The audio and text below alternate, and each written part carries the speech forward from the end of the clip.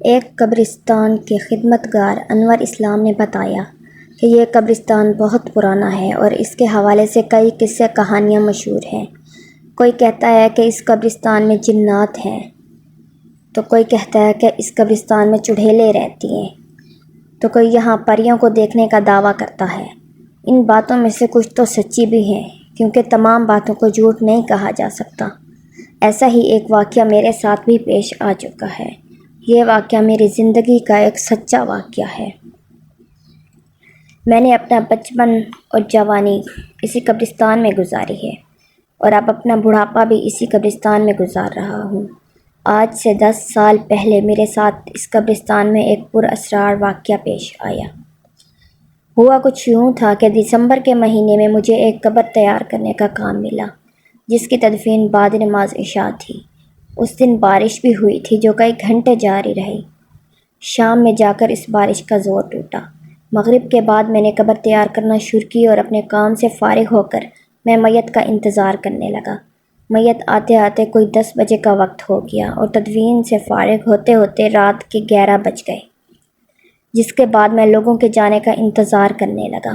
جب تمام لوگ قبرستان سے چلے گئے تو میں نے بھی اپنا سامان سمیٹنا شروع کیا۔ تمام کاموں سے فارغ ہو کر میں بھی گھر جانے لگا۔ ابھی میں نے آدھا قبرستان ہی پار کیا تھا کہ میں نے دیکھا کہ قبرستان کے اندر مدھم سی روشنی ہو رہی ہے اور کچھ افراد وہاں موجود ہیں۔ اس صورتحال کو دیکھ کر میں نے سوچا کہ ابھی تک تو قبرستان میں کوئی نہیں تھا، پھر اچانک یہ لوگ قبرستان میں کہاں سے آ گئے؟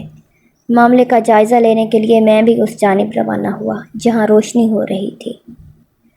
جب میں نزدیک پہنچا تو میں نے دیکھا کہ ایک درخت کے نیچے کچھ لڑکیاں آگ جلا کر اس کے گرد بیٹھی ہیں اور آپس میں کسی زبان میں بات کر رہی ہیں۔ میں جب ان کے نزدیک پہنچ گیا تو میں نے کڑکدار لہجے میں ان لڑکیوں کو مخاطب کیا، جو تعداد میں 4 تھیں۔ ان سے کہا کہ تم لوگ کون ہو اور اس وقت قبرستان میں کیا کر رہی ہو؟ تمہارے گھر والوں کو معلوم ہے کہ اس وقت تک قبرستان میں ہو؟ میری آواز ان لڑکیوں نے سنی انسنی کر دی، اور ایک لڑکی نے نیچے منہ کیے ہوئے آہستہ سے دوسری لڑکیوں کو کہا، دیکھا یہ آ ہی گیا نا ہمارے پاس۔ یہ جملہ سن کر اس کی دیگر ساتھی لڑکیاں اپنی جگہ سے کھڑی ہو گئیں۔ اب جو میں نے غور سے ان کی جانب دیکھا تو مجھے ایسا لگا جیسے میں کوئی خواب دیکھ رہا ہوں، کیونکہ ان کی ناک تھی اور نہ ہی منہ تھا۔ ان کے چہرے پر کان تھے اور صرف آنکھیں تھیں جو انتہائی سرخ تھیں۔ اب جو میں نے بھاگنا چاہا تو مجھے ایسے لگا جیسے کسی نے میرے پاؤں مضبوطی سے پکڑ لیے ہوں، جنہیں میں کسی بھی طرح آزاد نہیں کرا پا رہا تھا۔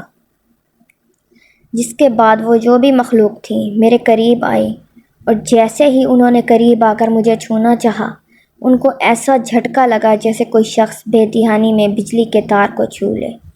اس کے بعد ان میں سے ایک نے اپنی دیگر ساتھیوں کو کہا کہ اس کے پاس کوئی تعویذ ہے جس کی وجہ سے ہم اس کا کچھ نہیں بگاڑ پائیں گے۔ پھر اس لڑکی نے مجھے کہا کہ آج اس تعویذ نے تجھے بچا لیا، ورنہ آج ہم تیرے خون سے اپنی بھوک مٹاتے۔ اس کے بعد وہ تمام عجیب الخلقت لڑکیاں اس درخت کے اندر اس طرح داخل ہوئیں جیسے وہ ہوا سے بنی ہوں۔ اس کے بعد میرے پاؤں آزاد ہوئے اور میں وہاں سے بھاگ نکلا۔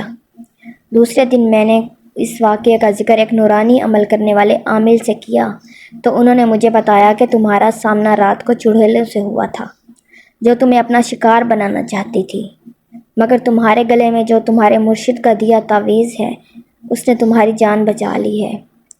اس کے بعد پھر کبھی وہ مخلوق یا چڑیلیں مجھے دوبارہ نظر نہیں آئیں، اور میں بھی قبرستان کے اس حصے میں کبھی کبھی صرف دن کے اوقات میں ہی جاتا ہوں۔